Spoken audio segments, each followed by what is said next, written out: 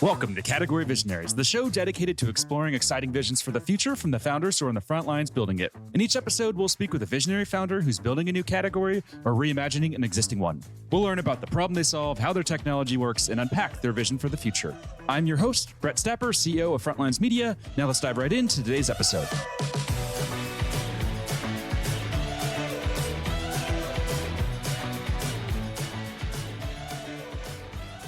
Hey everyone, and thanks for listening. Today I'm speaking with Patrick Wood, CEO and co-founder of Orbit, a community growth platform that's raised over $22 million in funding. Patrick, thanks for chatting with me today. Yeah, so happy to be here. Thanks for having me on. Yeah, no problem. So to kick things off, can we just start with a quick summary of who you are and a bit more about your background? Yeah, so I'm Patrick, co-founder and CEO of Orbit. I'd say my career is a blend of marketing, brand strategy at an ad agency, and then customer success leadership at a couple high-growth startups, and then really lately focusing on community as a business discipline.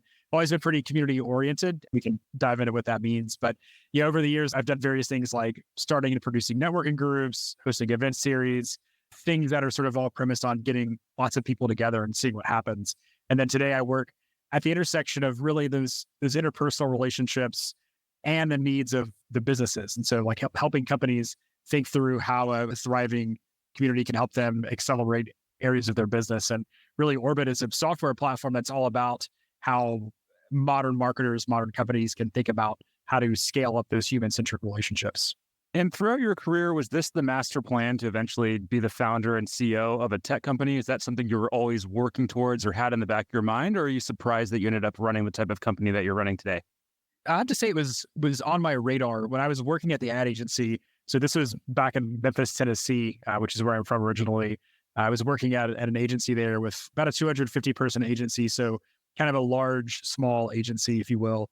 And I realized that all of our amazing creative directors and copywriters and just really excellent creatives were spending most of their time on work that paid the bills, but wasn't very interesting. So this is like, it's great to have like, FedEx or Pfizer as a logo on your website, but like really that work is not very fun. It's, billboards and internet ad copy and stuff like that. And so I sort of pitched this idea to the partners of the agency that like, hey, what if we took the best creatives for the agency and coupled them with startups? And startups are historically terrible at naming and branding.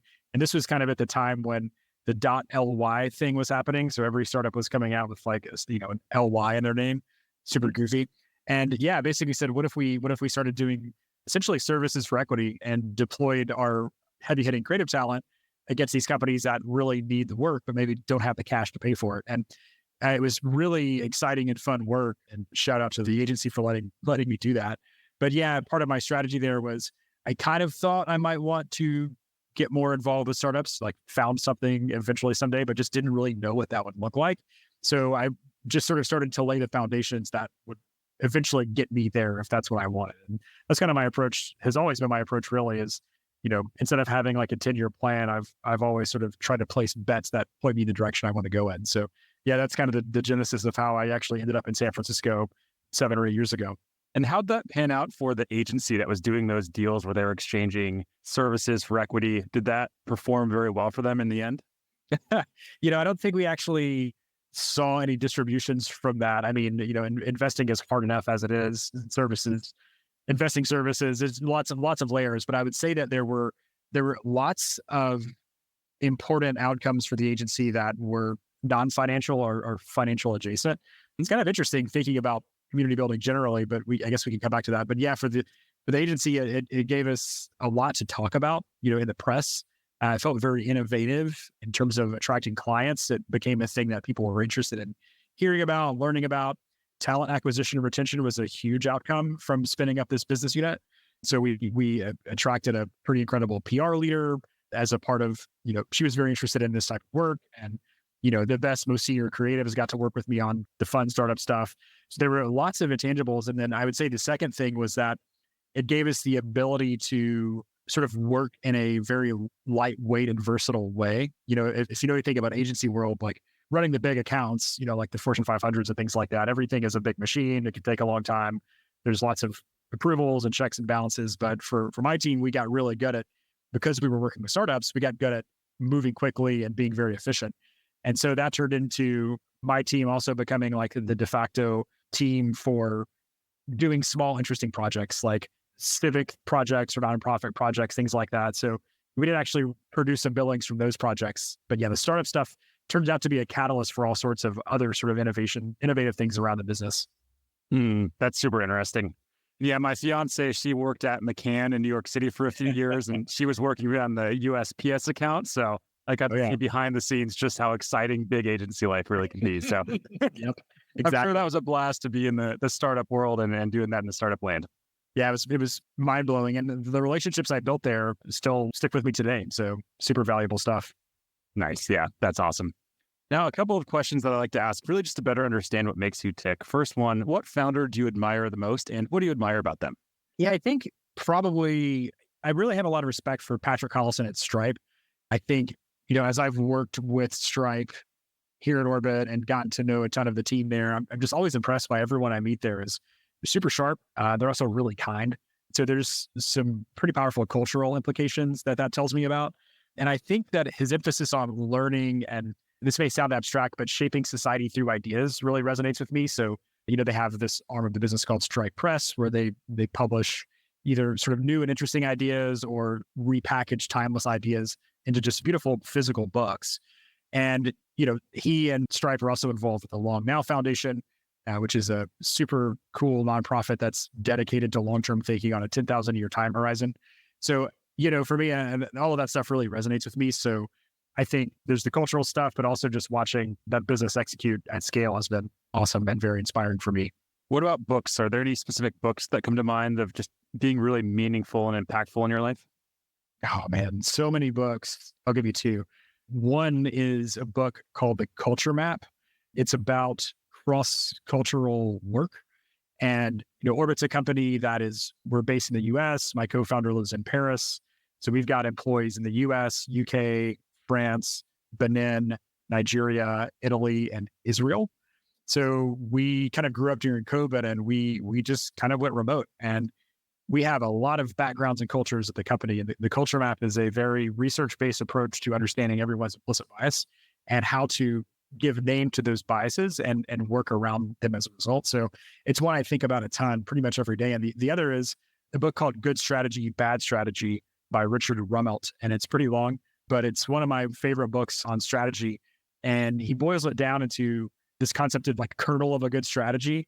And there's three parts to that. There's a diagnosis, a guiding policy, and a coherent set of actions. And for me, there's many ways to define strategy, but I find that one to be the one I come back to most, and specifically the part about how important the diagnosis part of the process is. I've just been in so many meetings in my life where people show up with lots of ideas, and halfway through the meeting, you realize everybody's solving a different problem. So the idea of first starting with the diagnosis of what's actually going on here and which parts matter is really instructive. But the book overall is, dives deep in tons of historical examples that really bring that idea to life. So yeah, two great books. I probably listen to Good Strategy, Bad Strategy once a year, or maybe every 18 months, because it's pretty beefy read, but it's been pretty instructive for me. Nice. I have a rule on the podcast. If I hear a book 3 times, then I immediately add it to cart and buy it. So that's the third time I've heard someone talk about Good Strategy, Bad Strategy. Oh, wow. So I'll dive in. How long are we talking though? Is this like 900 pages? What am I setting myself up for here? It may not be 900, but it may be like 500. I've learned to check. Yeah. I've had a few books that come up when I go to buy it, and it's like, 1,000 pages long. Like, come on, this is a pretty big ask. It's lengthy, but it's worth it. So yeah, you have to tell me what you think. I'm curious now to see if you like it. I'm actually in the middle of the Kissinger biography right now. It's also pretty long, the Walter Isaacson one. So pretty great. Have you heard of the podcast, The Founders, by chance? I don't think so. You'll have to check that out. It's a guy just reads a biography and then records like a 45-minute episode about the biography. So it's a great shortcut if you don't want to dig into 30-something hours of content. It's a good way to get a snapshot of someone. It's pretty fascinating. I'll drop you a link after the interview. Perfect. Now let's switch gears and let's talk about Orbit. So can you just give us a high-level overview of what the product does? Yeah. So Orbit helps companies at a very high level understands the humans that are in their orbit. So there's lots of words that describe this idea. We talk about community a lot. And I would say community is just a group of people that are coming together to do a thing together. And you might say there's three types of communities because community is a word can feel very abstract. So we have this sort of three-part heuristic. And we talk about communities of product, practice, and play. So a community of play is, people coming together to have a good time. So watch a baseball game or, play video games. That's a community of play. Community of practice is a group of people that are coming together around a discipline. So this might look like a meetup for CEOs or a Slack group for CTOs, but the point of that community is for people to learn and level up. And then a community of product is a community that comes together around product. So this is, could be a user group, a forum, people talking about how to use a software or a tool more effectively. And at Orbit, we see all three. But basically, what we try to do is a couple of things. First is unify the customer journey across all the various touch points that they might experience today. So if you think about the old world of selling, it's very linear, very binary process. A salesperson might call on a CIO and get a software deal done. And then everybody in the company has to use that software because the CIO said so, and it's top down. And these are big deals. They're very slow moving, but once they're done, they're done. But one thing we've noticed over the past 5 or 10 years is that increasingly software it's not really sold that way anymore. Sometimes it is, but increasingly it's adopted. And there's a bottom-up go-to-market motion. There's, more and more companies have a freemium plan, a try before you buy sort of approach. And the best companies are instrumenting their go-to-market systems around this bottom-up approach to going to market. I would say community is a big part of that. Okay, so what do we actually do? I'm getting philosophical. For modern companies, the customer journey spans lots of different touch points. It's no longer just the website, but it includes the forum, maybe a Discord server, maybe a Slack community. If it's a developer community, there's activity happening on GitHub. There's Product Hunt, Reddit, in number of platforms, including events registrations, webinars, learning tools, you name it.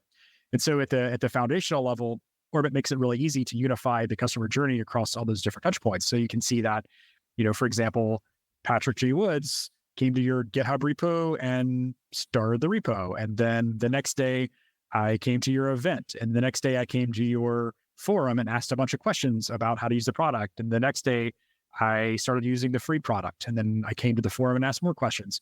And so really at the data level, it's about unifying the user journey at that individual level so the company can make better decisions about who to engage with, where, how often. And then on top of that data, we have lots of sort of powerful tools around reporting and workflow orchestration, as well as taking specific action. So with using Orbit, you can do things like build a champions program from scratch with just a few clicks. So that's sort of the idea. And all that data, of course, connects to your sales and marketing CRM. So over at HubSpot, you can do things like revenue attribution for all these various touch points. So yeah, that's kind of Orbit in a nutshell. And when customers come to you, what's the state of their community? Is it like a Slack group that's just getting started? Is it a Slack group or Facebook group or whatever it is, that's like already massive and they want to just understand that community better? What's like that typical state of the community? Yeah, so we've got thousands of companies using us today, managing around 48 million community members collectively across all those channels. So we kind of get to see it all. We have tons of early stage companies that are kind of getting off the ground and they're using Orbit as their kind of first tool to understand the journey where, early stage companies may not need all of the bells and whistles of a full sales CRM. And really, they want to know just who's out there in the community, what are they doing? And how do I build better relationships with them? And so we see the early stage companies, but then, a company like Patreon, they're managing more than 1 million people with Orbit. So we kind of get to see it all. And it's an interesting time in the market because we're seeing some companies have large, sophisticated teams managing all the stuff. At the same time, we're seeing legacy companies who haven't historically thought about the community journey or the customer journey in this way, starting to get their toes to the water. So we're, helping some of them modernize their go-to-market and their tooling stack. And then we see lots of earlier stage companies who are kind of community native, who really understand why this is important from day zero. And in terms of the community members, are they interacting with Orbit in any way? I feel like I've seen a few startups over the last few years that are, kind of beating the drum to say, hey, don't use Facebook, don't use Slack, use our tool instead. And when I go to it, it's like almost a forum that exists on their website. Is it something similar here, or does the end user or end community member not even know that Orbit exists? Yeah, great question. It's largely the latter. So for most purposes, we feel like a Salesforce or HubSpot. We're behind the scenes. We're plugging all the data together. One of our sort of hypotheses early on was that the sort of community platforms, for lack of a better term, forum tools, chat tools, things like that, we sort of realized that there's going to be a growing number of those over time. More and more people are going to make more and more tools for more specific use cases.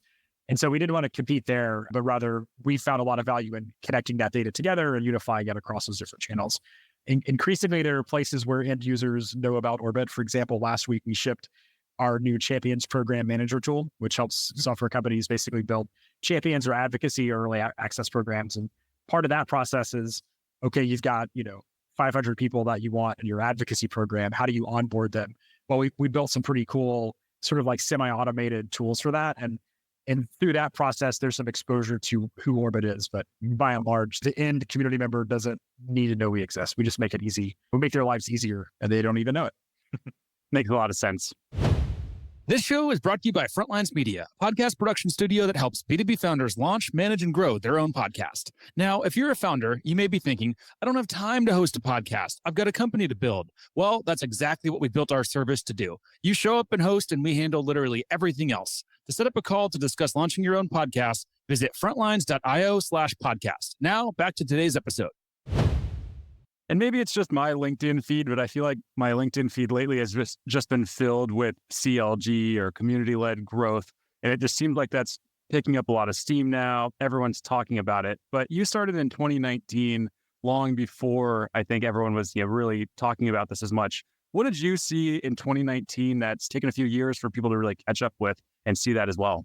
Yeah, so I mentioned the ad agency thing. One of my clients at the time was a company called Keen.io. Keen was an analytics company, a very developer-centric go-to-market, and they were one of my clients at the agency. And they actually recruited me to come build their first customer success team. So that's how I made my way to San Francisco. I actually met my now co-founder, Josh. He was VP of engineering there. So pretty important life moment there. But Keen was where I really fell in love with community as a driver of business outcomes. So we had 50 or 60,000 developers on the platform, and this huge user community of devs, like doing stuff, building projects together, hiring each other, starting companies. And of course, that conferred all sorts of benefits to the company in terms of brand awareness, user-generated content, rapid product feedback, recruiting ourselves. And basically, I realized at Keen so I wasn't, on the community team there directly, but in my capacity as director of customer success, I realized that this active community basically de-risks every part of the business. And the human connection that's happening as a result of this is actually having really cool impact on society. So that's where I got thinking about the role of the sort of modern customer journey that looks a lot like community at Keen. So after Keen, Josh and I, my co-founder, went our separate ways. And then in 2018, we got together to do some consulting in the community space broadly. And during that time, we created a framework called the Orbit model. And so this predates the company. This is essentially, thought leadership, quote unquote, for the consulting practice. And the Orbit model is really a community-centric alternative to the sales and marketing funnel as a metaphor and as a model. And we realized that everybody at the time, all of our clients were trying to figure out community, and they were trying to figure out how to measure things in that world. And that the sales funnel is kind of the only metaphor business has had. It's like the predominant commercial metaphor that comes up in almost any, business meeting. And the funnel as a metaphor is really great for optimizing linear and binary things. So think like a 5-step sales process that everyone goes through the exact same steps for a product onboarding. It's really great for that. But the modern customer journey is not linear at all. And so the funnel kind of breaks down. And in a community context, there are all sorts of people that are actually creating a ton of value for the community and for the company, and may never pay the company $1. So think, freemium plans or open source projects where there might be people that are coming to events, hosting meetups, participating in the forum, committing code even, who may never pay the parent company $1 because it's open source. So if you put that person into a sales funnel, like they're going to be disqualified pretty quickly. And yet they are really important to the overall value creation of the community. So the Orbit model says, instead of pushing people through a prescribed set of steps, you actually should start to measure the gravity and the attractiveness of the community overall. And then if you understand the recency, frequency, and quality of everyone's participation, you can start to build some pretty cool workflows around who's engaging, who's fading away, et cetera. And really for us, so that whole thing started its life as a blog post way back in the day. And that was kind of the thing that catalyzed Orbit into a company. And I don't know, we were, I guess, a little early to the trends, but we had just had so many conversations with clients and potential clients around this new motion that everybody was trying to figure out. I mean, these still are. But yeah, 2018, 2019, we just saw more and more investment in the job function. We saw more people, getting promoted to leadership positions. And the question started to go from less about, how can we use community to save money on, support ticket deflection, for example, and more about the strategic import of including these types of processes in the overall go-to-market motion. So I think that was really, for me, the aha. And that kind of aligned well with our, putting together the company, raising our first capital in late 2019. And if this year is the year of CLG, or at least, based on my LinkedIn feed, I think last year was the year of PLG, and everyone was talking about product-led growth. So can you just talk through how community-led growth and product-led growth work together? Because as I understand it, it's not choosing one or the other. You can have both, and community-led growth can empower product-led growth, I think is how I understand it, but that could be wrong. Yeah, I think all of these terms are trying to get at really understanding humans. This may sound philosophical, but we have lots of words in business for people. Those words are things like leads, prospects, community members, audience members, customers, users. And these terms all sort of emanate from whichever department is doing the talking. And I think we're seeing is a move towards a company's understanding they want to understand the holistic journey of the people. And so, product-led growth would say, okay, we really want to understand the activity of individual people and how that relates to people inside of companies and qualifying, those people into, traditional MQLs as a result of their product usage. Community-led growth says, really, we should understand what our customers are saying and what are they saying to each other. What are the things they're talking about amongst themselves, and how can we apply that to our product roadmap and make decisions based on what the community says?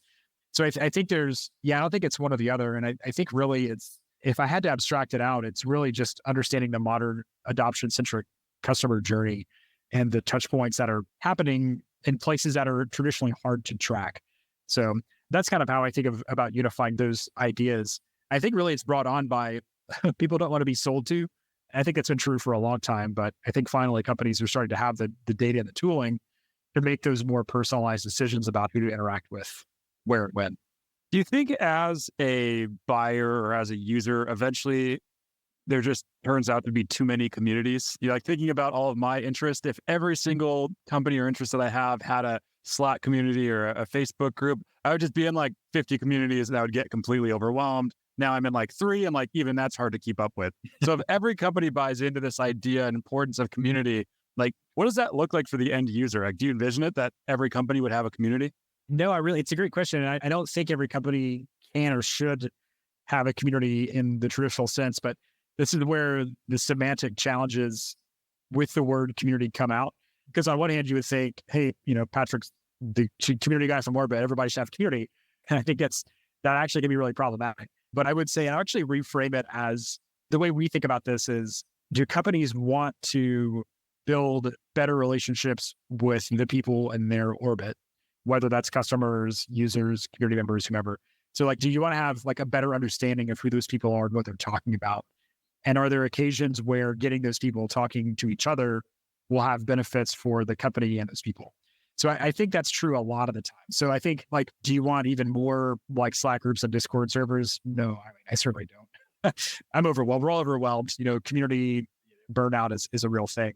But I don't think that companies want less of what we're talking about here. Now, the question is, do the end users, the people in the communities, want that? If it's a new Slack group for the sake of itself, then absolutely not. But what we're seeing is more and more companies carving off very explicit and specific sort of tactical things around the ideas of community. So champions programs is a great example of this. So you could talk about champions programs or advocacy programs, beta users, anytime that there's sort of a need to get a small group together that has something in common. And so I was talking to a large legacy telco last week, and they're getting ready to make some strategic shifts, and they are preparing to launch some APIs, and really they're working to retool the go-to-market around part of their business around a developer-first go-to-market, which is pretty impressive for a company that's over 100 years old. And I was talking to them about this idea, about all these ideas. And for them, the idea of a community sounded like the thing they wanted to, like, they felt like they needed to say that. But also the idea of community with a capital C felt very overwhelming because they didn't know where to start. It sounds expensive. It sounds nebulous. But as we talked about, very tactical things like, well, gee, wouldn't you like to get 100 of these sort of new developers you want to go after, get them together to get their feedback, to get their input on the roadmap, et cetera, et cetera. That really resonated for them. So anyway, all that to say that when I think about the market, it's less about, every company needs to have a Slack group. And it's more about every company needs to have the data and the tooling to understand the people that are out there. And when it's mutually beneficial, pull them together to do a thing. So that may sound abstract, but yeah, I think the end goal is not, you're now a part of 100 communities, but it looks more like when you are at the right place at the right time to participate with others in a potential community, you will know that community's there. They will know that you're there, and it'll be a smooth on ramp. So yeah, kind of a long way to say that not every company needs to have a Slack channel, I guess. Makes a lot of sense. And that's super helpful because I'm sure other people listening in, that's probably going through their heads as well. And whenever I read about community-led growth, that's all I think about is, I don't know how many more Slack groups I can manage. So good to know your perspective there. Now, from the customers that you work with or the companies that you work with, I'm sure you see some misconceptions out there. So what would you say would be some of the top misconceptions you hear about community-led growth? Well, I think one of them is, what we just touched on, which is that you have to have a large team. You have to have read all the books. You have to have basically become an expert on community building to do anything related to community-led growth. And my view is that, along the lines of what we've been unpacking here, is that if you're a CEO or a founder or a marketing leader or even a product person or a customer success person, and you're just like, you want to get more tight feedback from customers, like that's the kernel of a community. Or if you're like a really great salesperson and, over the course of a month, you say, gee, I've had 20 conversations with people from this segment of the market in this job title. And I'd like, these people are all saying the same things. They have similar problems. I wonder if I threw a brown bag lunch, or a webinar or something, like to get some of these people together to talk, would that be useful? Like that's community. Like that's what community can look like. And it doesn't have to be this huge thing. And so I want to empower more people across companies to think along those lines and to always ask themselves, is there a reason here for a small group of people or a large group of people to come together around an idea? Because I've seen personally really interesting things happen, and it's hard to predict what things are going to happen, but good things usually do happen. And Orbit helps you measure those things. But I think that the sort of magic of community is hard to bottle up. So I think the one misconception is that it has to be, you have to have a community team and a big program and a big budget. The reality is it can start happening now. And it probably already is happening. You just need to put some infrastructure around it. So I think that's a big one. Another is that there's some misconceptions, I would say, generally around the relationship between community flavored activities and how that impacts revenue. So that can look a lot of different ways. Some of our customers are the community teams, the DevRel teams, and the go-to-market teams are very siloed. And other organizations, they work pretty closely together. We think that there is a relationship between the investment and, modern customer journey, community stuff, and ROI. I think it looks a lot like revenue attribution. So being able to see, okay, we had, 100 conversations in the forum this week. We had, we did an event, we did an in-person event, we did a digital event. How do these things all come together to influence revenue? That's something you can do with Orbit today. But I think a lot of companies see the community and community-related functions as cost centers only, and they kind of miss on the strategic benefit that's either directly related to revenue or other things. So I think the revenue thing is a big misconception. I think the outcome of these investments is another. And so I guess what I mean by that is the upside to having a community is partially measurable by things like pipeline contribution and attribution and things like that.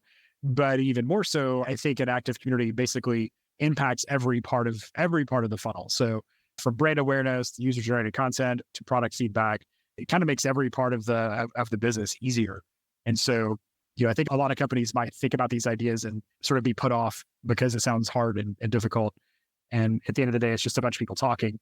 Might be the misconception, but for our customers, we've seen active communities accelerate the business in so many areas.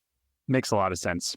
And to switch gears a bit here and dive a bit deeper into the company. So can we just talk a little bit about growth? I think you had mentioned 48 million community members there. Are there any numbers that you can share or metrics that just demonstrate some of the growth and adoption that you're seeing today? Yeah, I think it's a good one. That coupled with many thousands of companies using Orbit from various different sectors, from developer tooling, infrastructure databases, open source, to, big consumer companies like Miro and Patreon, to lots of Web3, blockchain, crypto folks like that, and then a long tail of creator communities, educational communities, you name it.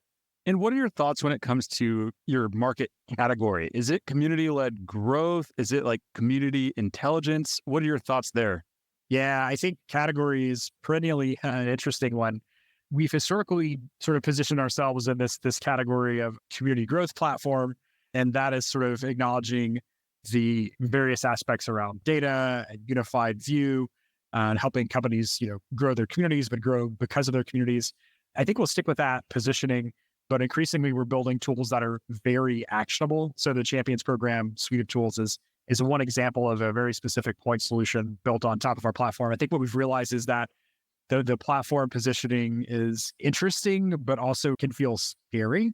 I think for our early adopters of the market, what we found is that they're pretty comfortable with complexity. Think people who have been building and running successful community teams or developer relations teams for 8 or 10 or 12 years. Their set of needs look a lot like, hey, can you just give me the data abstractions? I'd like to map it to my program and I'll be good to go. But as we've gotten to the early majority of the market, we're working with lots of folks who maybe haven't built programs like this before, or maybe they don't have a community team, but they're interested in trying these ideas on. So the idea of a platform can feel overwhelming. So it's a little bit of kind of like under the hood look at how we're thinking about evolving our own solution in the category overall. So it's always a tough one because Orbit doesn't really look like an existing tool set. It's not exactly a CRM. It's not exactly an analytics tool. So where does it fit? So yeah, we've kind of gone with that positioning, but we're probably going to see some refinement in the coming quarters. And final question, since I know we're almost up on time, let's zoom out into the future, maybe 3 to 5 years from today. What does the company look like? What's that big vision that you're working towards? Yeah, for us, we've talked a lot about the people, the humans on this conversation. And, what we've seen is that when companies take into account who are the individuals, what are they saying and doing, what are they talking about, who are they connecting with? When a company knows that, it means they can tailor better product for those folks, that they can deliver more relevant content, better events, and all that stuff is kind of a net benefit, because if things like content and events and Champions programs, if these things are all working and they're driving awareness and adoption and all the parts of the funnel, then it probably means companies are spending less time on, robo SDRs and spam emails. Like I'm still getting some account rep from some legacy software business has been calling my cell phone. Like what year is this? So I think over the next, 3, 5, 10 years, if our vision works, then it means that fewer people will receive spam emails and fewer people will be working those jobs. Like, I just can't feel good to be the person who's out of college and is tasked with calling CEOs who are going to yell at them to not call their personal phone numbers. So, our hope is that we can just introduce more human connection into all these things. I think that's going to be a net benefit for the people, but as well as the companies as well. So that's kind of the vision. Amazing. I love it. All right, Patrick, we're going to have to wrap here. Before we do, if people want to follow along with your journey, where should they go? Yep. You can follow along. Our website is orbit.love, and I'm on Twitter at Patrick J. Woods. Awesome. Patrick, thank you so much for coming on, educating us about community and talking about everything that you're building. I'm a huge fan. I really love what you guys are doing and wish you the best of luck in executing on this vision. Awesome. Thanks for having me, Brett. Appreciate it. All right. Keep in touch. This episode of Category Visionaries is brought to you by Frontlines Media, Silicon Valley's leading podcast production studio. If you're a B2B founder looking for help launching and growing your own podcast, visit frontlines.io/podcast. And for the latest episode, search for Category Visionaries on your podcast platform of choice. Thanks for listening, and we'll catch you on the next episode.